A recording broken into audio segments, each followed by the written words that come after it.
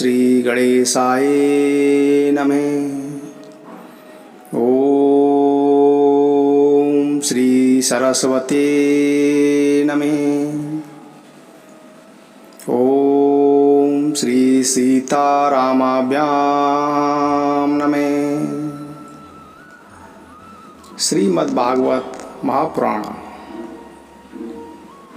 काली के काली देह में आने की कथा तथा भगवान का ब्रजवासियों को दावानल से बचाना। राजा परीक्षित ने पूछा कि भगवान, कालिय नाग ने नागों के निवास स्थान रमणक द्वीप को क्यों छोड़ा था और उस अकेले ने ही गरुण जी का कौन सा अपराध किया था।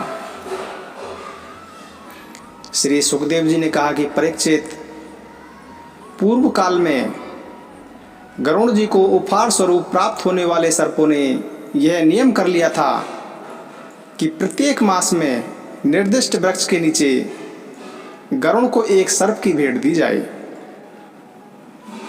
इस नियम के अनुसार प्रत्येक अमावस्या को सारे सर्प अपनी रक्षा के लिए महात्मा गरुण जी को अपना अपना भाग देते रहते थे। उन सर्पों में कद्रु का पुत्र काली नाग अपने विष और बल के घमंड से मतवाला हो रहा था। उसने गरुण का तिरस्कार करके स्वयं तो बलि देना दूर रहा, दूसरे सांप जो गरुण को बलि देते थे उसे भी खा लेता। परीक्षित, यह सुनकर भगवान के प्यारे पार्षद शक्तिशाली गरुण को बड़ा क्रोध आया। इसलिए उन्होंने काली नाग को मार डालने के लिए बड़े वेग से उस पर आक्रमण किया।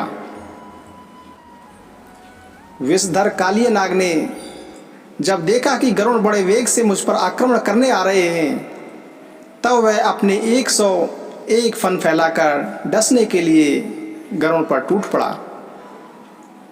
उसके पास शस्त्र थे केवल दांत, इसीलिए उसने दांतों से गरुण को डस लिया। उस समय वह अपनी भयावनी जीवे लटपटाता हुआ, उसकी सांस लंबी चल रही थी और आंखें बड़ी डरावनी जान पड़ती थीं। गरुण जी विष्णु भगवान के वाहन हैं और उनका वेग तथा पराक्रम भी अतुलनीय है।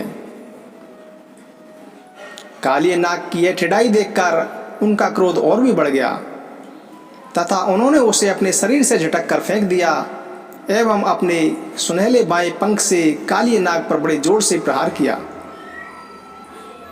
उनके पंख की चोट से कालिय नाग घायल हो गया।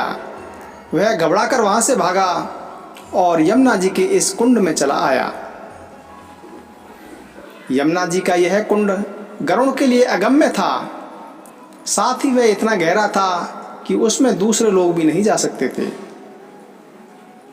इसी स्थान पर एक दिन भूख से गरुण जी ने तपस्वी सौरभी के मना करने पर भी अपने अभिष्ट भक्ष्य मत्स्य को बलपूर्वक पकड़कर खा लिया।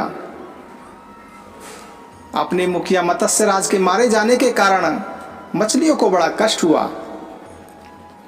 वे अत्यंत दीन और व्याकुल हो गईं। उनकी यह दशा देखकर महर्षि सौबरी की दया आई और महर्षि सौबरी ने उस कुंड में रहने वाले सब जीवों की भलाई के लिए गरुण को यह शाप दे दिया कि यदि गरुण फिर कभी इस कुंड में आओगे और घुसकर तुम मछलियों को खाओगे तो उसी क्षण प्राणों से हाथ धोना बैठोगे। मैं यह सत्य कहता हूँ। परीक्षित, महर्षि सौबरी के इस श्राप की बात कालिय नाग के सिवा और कोई सांप नहीं जानता था।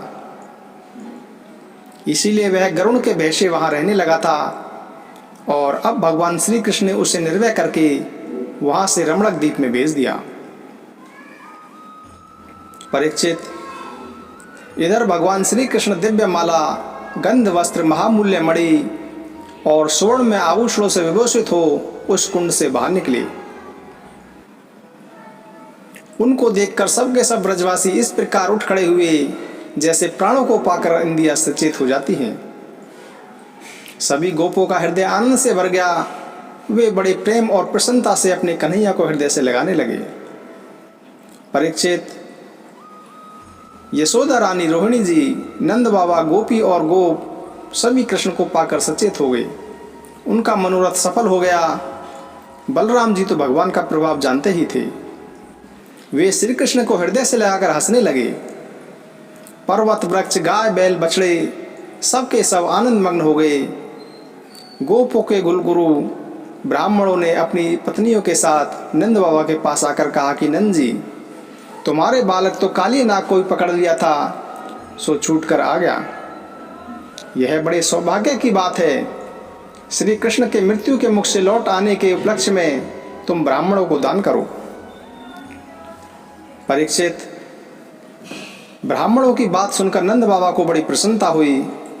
उन्होंने बहुत सा सोना और गोएं ब्राह्मणों को दान दी।